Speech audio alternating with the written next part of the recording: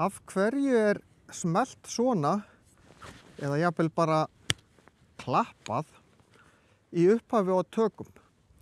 Það vegna þess að þegar það verið að nota margar myndavélar, eins og ég svolítið að gera núna, þá ég með nokkra vélar hérna, að þá þetta að taka klippunar, alveg sama hvort það eru þessari vél, þessari hérna vél, eða jafnvel þessari hér, að þá get ég raðað klippunum saman þegar ég klippi myndbandi saman og nota þennan smell. Þá birtist svona toppur í hljóðinu hjá mér og þá get ég raðað toppunum saman og þá get ég klippt þetta svona saman. Það alveg sami hvað vél ég að horfa, hljóð og mynd alltaf á sama tíma. Án þess, það alveg hægt að gera þetta án þess að hafa eitthvað svona smell, en það verður erfiðar að fá það til að tímasetast rétt.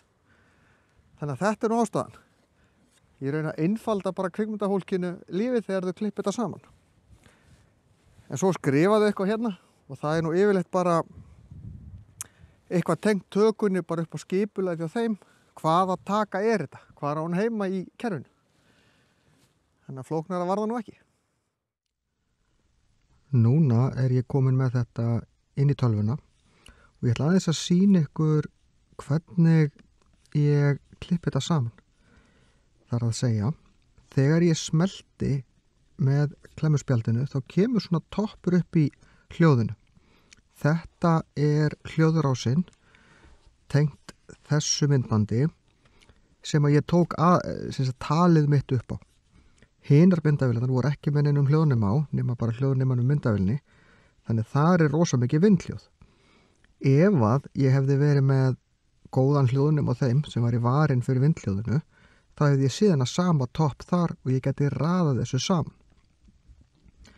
En af því ég get það ekki, þá get ég reynt að nota smellin hér, lækkaði í raun bara í þessu hljóði og hort hvenar smellur þetta saman og í þá hinum vídeónum, til dæmis þessu vídeói hér, þið heyrið að við ít á spila,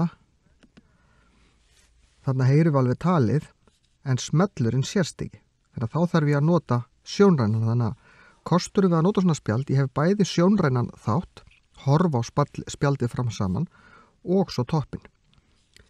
Þetta líka notað þegar við erum með sér hljóðupptöku sem sér skrá til þess að stilla saman þá hljóð og mynd ef það tekið algjörlega í sitt hvoru lagi upp á sitt hvort tækið, sem oft gert þegar það verið að taka upp svona flóknari tökur.